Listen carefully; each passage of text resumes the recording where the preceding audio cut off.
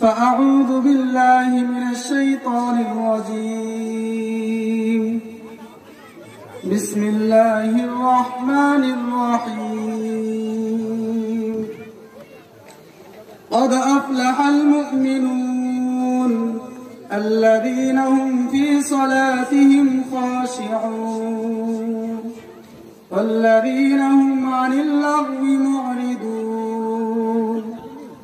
وقال تعالى إن تجتنبوا كبائر ما تنهون عنه نكفر عنكم سيئاتكم وندخلكم مدخلا كريما ولا تتمنوا ما فضل الله به بعضكم على بعض للرجال نصيب مما اكتسبوا وقال النبي صلى الله عليه وسلم أول ما يحاسب به العبد يوم القيامة الصلاة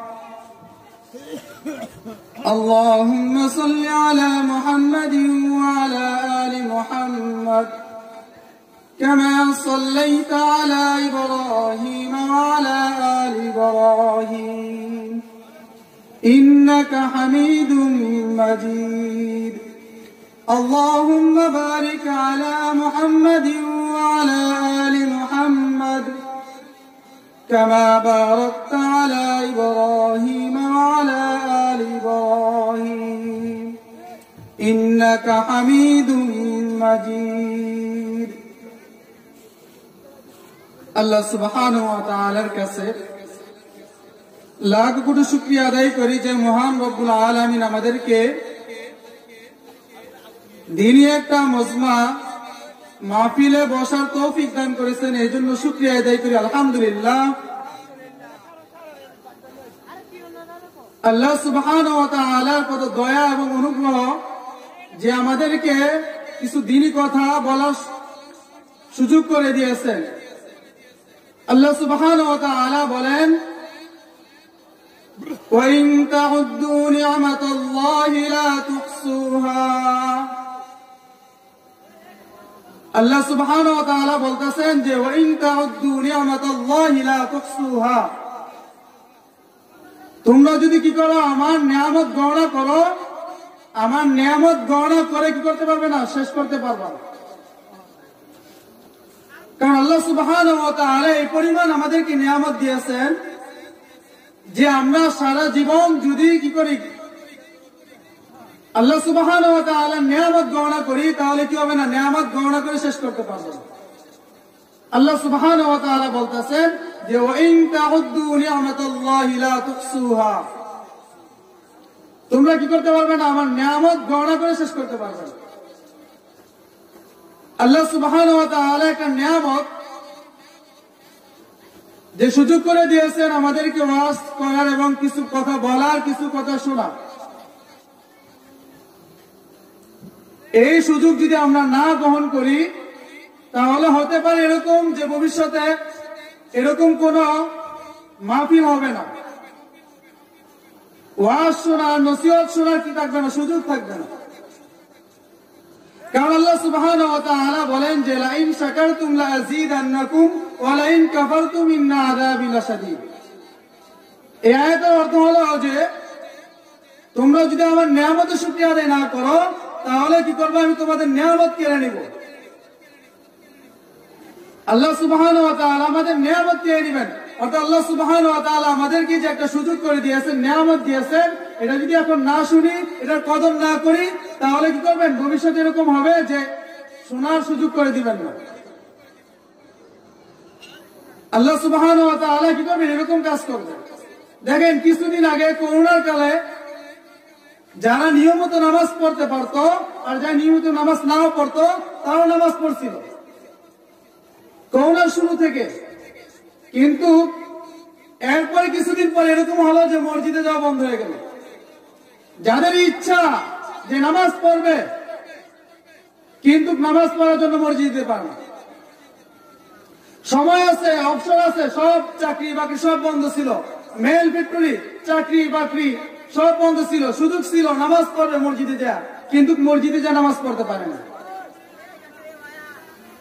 এজন্য আল্লাহ সুবহানাহু ওয়া তাআলা যে আমাদেরকে নিয়ামত দিয়েছেন যে এখানে বসে শুনতে হবে, বসে দোকান পাড়ে যদি বসে শুনেন তাহলে কি হবে, এটা কদর করা হবে না। আর আপনাদের যারা এটা ইন্তজাম করতেছেন বিশেষ করে তাদের প্রতি অনুরোধ থাকবে যে তারাই কি করবে, এটা শুনবেন আগ্রহ করে।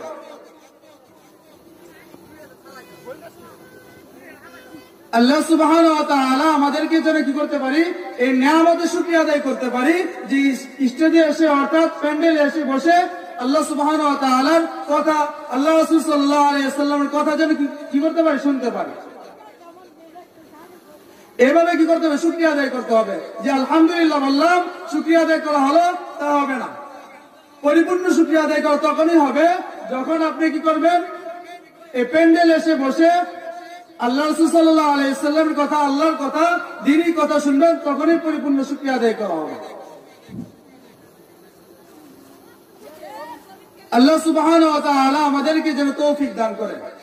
যারা ব্যস্ততার ভিতরে আছি, প্রতিদিন এরকম সময় হবে না যে কিছু শোনার। আজকে যেহেতু সুযোগ করে দিয়েছেন, কি বলে হুজুররা শুনেন। আপনার যদি ভালো লাগে মানেন, নাই তো কি করেন, প্রত্যাখ্যান করেন।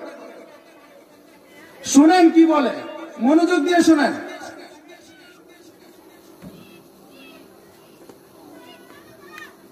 আল্লাহ সুবহানাহু ওয়া তাআলা একটি আয়াত তেলাওয়াত করেছিলাম, কয়েকটি আয়াত তেলাওয়াত করেছিলাম। এই আয়াতের পরিপ্রেক্ষিতে কিছু কথা বলবো। আল্লাহ সুবহানাহু ওয়া তাআলা যদি চান তাহলে কিছু কথা বলতে পারবো।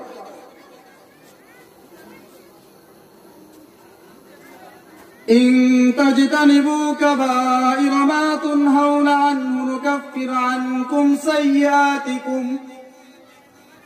সাইয়্যাতিকুম ওয়া নুদখিলুকুম মুদখালান কারীমা। আল্লাহ সুবহানাহু ওয়া তাআলা বলেন, ইন তাজতানিবু কাবাইরা মা তুনহাউনা আনহু নুকাফির আনকুম। ইন তাজতানিবু, তোমরা যদি কি করো, বেঁচে থাকো। কিসের থেকে বেঁচে থাকো? কাবাইরা মা তুনহাউনা, অর্থাৎ বড় বড় গুনাহসমূহ থেকে যদি তোমরা কি থাকো, বিরত থাকো। আল্লাহ সুবহানাহু ওয়া তাআলা বলতেছেন, তোমরা যদি বড় বড় গুনাহ থেকে বিরত থাকো তাহলে আল্লাহ সুবহানাহু ওয়া তাআলা তোমাদের যে ছোট গুনাহ হয় ওই ছোট গুনাহ কি করবেন, মাফ করে দিবেন।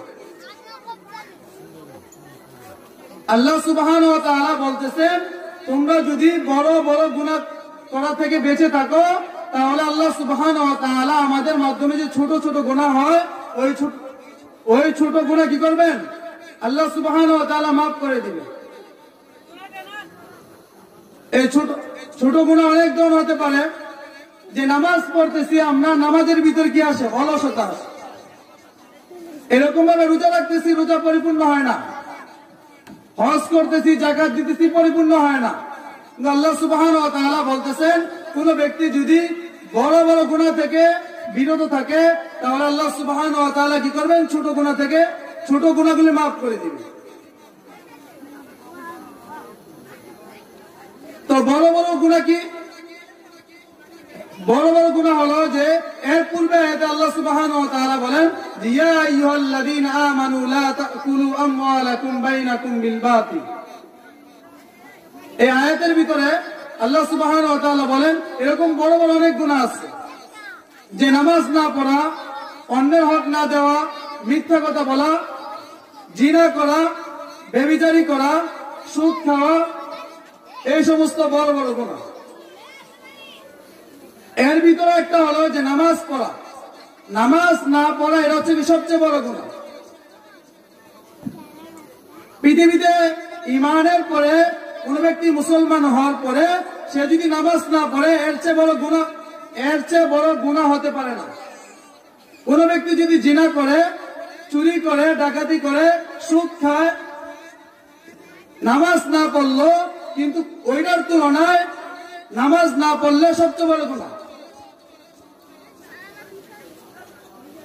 আল্লাহ সুবহানাহু ওয়া তাআলা যে বলতেছেন যে قد أفلح المؤمنون الذين هم في صلاتهم خاشعون। যে সফল কাম ওই ব্যক্তি যারা কি করবে, নামাজ আদায় করবে, নামাজ কায়েম করবে, তারা হচ্ছে কি সফল কাম। আর আল্লাহ রাসূল সাল্লাল্লাহু আলাইহি ওয়াসাল্লাম, নবী করিম সাল্লাল্লাহু আলাইহি ওয়াসাল্লামের হাদিস এবং আল্লাহ রাসূল সাল্লাল্লাহু আলাইহি ওয়াসাল্লাম আয়াতকে সমন্বিত করলে দেখা যায় যে কোন ব্যক্তি যারা নামাজ ছেড়ে দিল তারা কি হয়ে যায়, মুরতাদ হয়ে যায়, কাফের হয়ে যায়। এটাই পরিভাষা বোঝা যায় যে নামাজ ছেড়ে দিল, অবহেলা করলো, নামাজকে ভূক্ষেপ করলো না, অর্থাৎ নামাজকে কোনো প্রাধান্য দিল না, একদম নামাজ পড়লই না, ওই ব্যক্তিকে কি রাসূল সাল্লাল্লাহু আলাইহি ওয়াসাল্লামের হাদিস আছে যে মুসলমান ও কাফেরের পার্থক্য হলো নামাজ না পড়া। যে ব্যক্তি নামাজ পড়লো না আর যে ব্যক্তি নামাজ পড়ছে, যারা অমুসলিম তারা নামাজ পড়ে না, যারা মুসলমান তারা নামাজ পড়ে। যদি নামাজ না পড়ে কি হয়ে যায়, হাদিসের ভাষা হচ্ছে কি নামাজ না পড়লে কাফের। সর্বপ্রথম আল্লাহ সুবহানাহু ওয়া তাআলা কুরআন নাযিল করছেন, কোন আয়াত নাযিল করছেন, ইকরা বিসমি রাব্বিকাল্লাযী খলাক। প্রথমে বলছে যে আল্লাহ তাআলা আল্লাহ রাসূল সাল্লাল্লাহু আলাইহি ওয়াসাল্লামকে বলছে যে ইকরা, আপনি পড়ুন আপনার প্রভুর নামে। এরপরে হুকুম আছে কোনটা, যে নামাজ। মুসলমানরা মক্কার জীবনে, অর্থাৎ মক্কা থাকা অবস্থা কত কষ্ট করে নামাজ আদায় করছে, অন্য কোন হুকুম ছিল না, একমাত্র নামাজ হুকুম ছিল।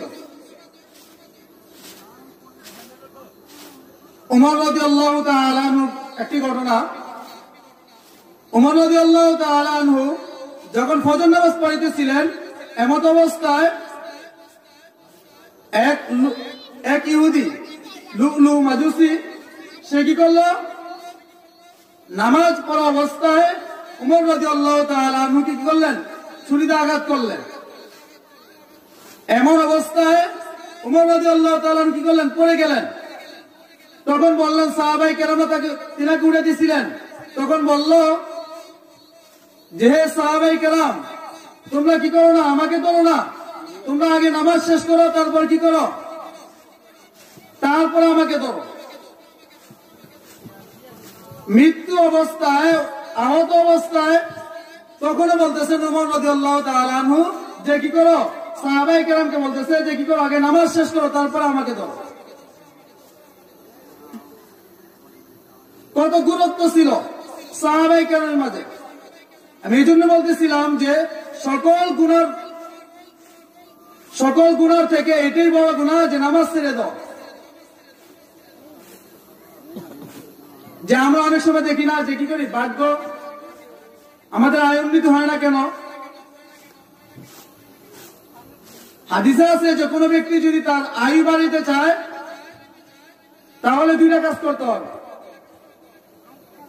এক হলো আত্মীয়তা সম্পর্ক বজায় রাখতে হবে, আরেক হলো ফজর নামাজ জামাতের সাথে আদায় করতে হবে। তাহলে তার আয়ু বাড়বে, ভাগ্য ভালো হবে, আয় উন্নতি ভালো হবে। যে ব্যক্তি ফজর নামাজ জামাতের সাথে আদায় করবে এবং আত্মীয়তা সম্পর্ক বজায় রাখবে, অর্থাৎ আমরা সবসময় দেখি শ্বশুর বাড়ির আত্মীয়ের সাথে ভালো সম্পর্ক থাকে, কিন্তু রক্তের সম্পর্ক যেটা বাবার সম্পর্ক, ওইটার সম্পর্ক কি বিচ্ছিন্ন হয়ে যায়। হাদিস শরীফ আছে সালার রহম, অর্থাৎ বাবার রক্তের সম্পর্ক যেটা, ওইটার সাথে করতে হবে, বজায় রাখতে হবে। তাহলে এই দুইটা কাজ যে ব্যক্তি করবে তার আয়ু বৃদ্ধি হবে, আয়ু বাড়বে, হঠাৎ মারা যাবে না, এবং কি তার ধন সম্পত্তি কি বাড়বে।